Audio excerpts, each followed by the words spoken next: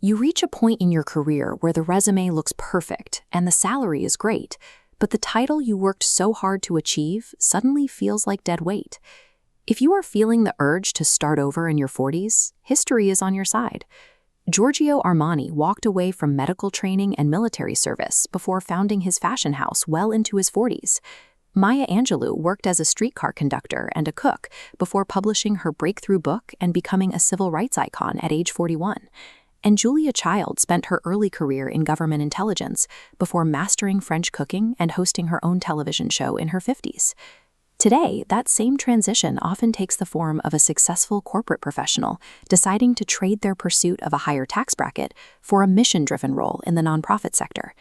These icons succeeded because they were willing to learn an entirely new craft from the ground up. In the nonprofit world, that means setting aside the corporate playbook to understand a sector with its own rules, constraints, and definitions of success. The core problem for most sector switchers is an illusion of competence. They assume they can simply copy and paste their top-down corporate playbook into a nonprofit environment. This often manifests as the savior complex. You walk in thinking the organization desperately needs your business savvy to save them from their own inefficiency. Add to that the misconception that working for a cause means you get a lighter workload or a better work-life balance. In reality, you usually end up working harder for considerably less money. Mission-driven organizations operate as complex ecosystems of community stakeholders, donors, and volunteers. Managing these relationships requires a different approach than managing a corporate supply chain. If you are serious about making this move, we need to evaluate the tangible trade-offs you will face, and then map out the exact steps required to infiltrate the sector's relationship-driven job market.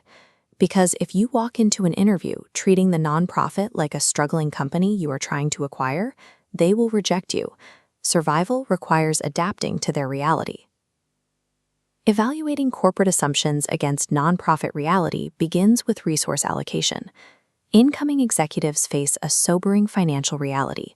Roughly 2/3 of all U.S. nonprofits operate on total annual budgets of under $1 million, including all salaries and benefits.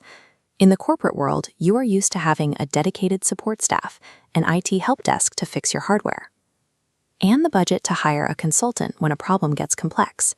Under severe nonprofit cash constraints, those safety nets do not exist. You cannot throw money at a problem or delegate it away. The trade-off is clear. You gain incredible professional autonomy and the chance to rapidly diversify your skills, but you have to be willing to sit down and do the basic administrative work yourself. That resource scarcity directly affects how decisions are made, bringing us to our next reality check, the culture of consensus. A corporate hierarchy thrives on swift, top-down execution. Nonprofits rely on a slow, deliberate process of collaboration. Your board of directors is not made up of shareholders prioritizing profit margins.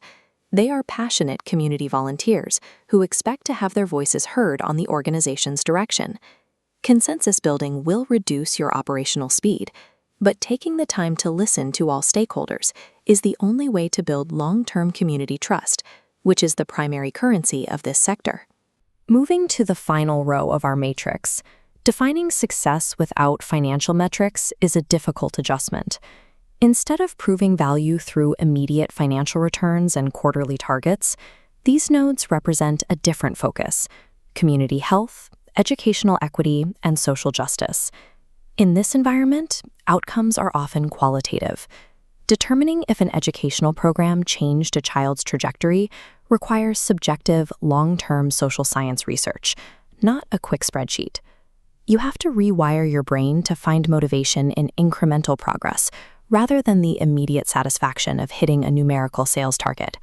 Success in this sector looks like this: the tangible, human-centric impact of delivering services to a community.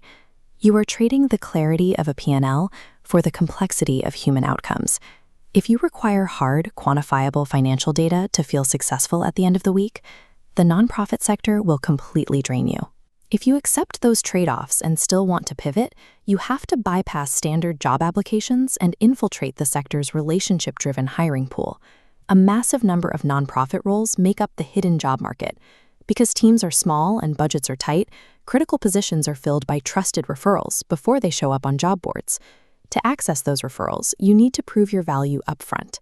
That means offering pro bono consulting through platforms like Taproot, or consistently showing up to niche industry gatherings. It means scrubbing your resume of corporate jargon. If a hiring manager sees terms like sales, shareholders, or ROI, they will reject the application immediately. Translating those concepts shows that you respect their culture and proves you aren't just a volunteerist looking for a temporary project. Hiring managers look for this language shift as evidence that you have done the work to understand the specific professional dialect of the nonprofit world. The purpose pivot comes down to a specific exchange, trading efficiency, vast resources, and a high salary for community impact and a collaborative culture. To figure out your optimal entry point, we can use this sector switcher scorecard to map your career profile against your personal risk tolerance. First is the cautious explorer. You are past 40, established, and need to maintain the financial stability you spent decades building. Your best approach is low risk. Keep your day job while doing pro bono work to build relational currency. Next is the mid-level hard skill switcher.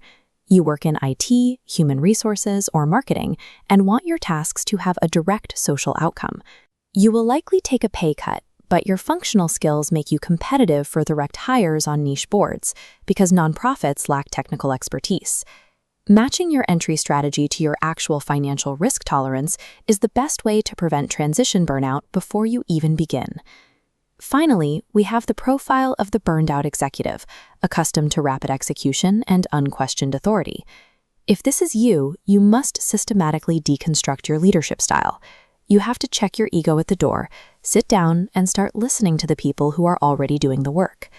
Trading a corner office for a collaborative workspace changes how you exercise power. The reward is seeing your professional expertise solve a community problem instead of just increasing a profit margin.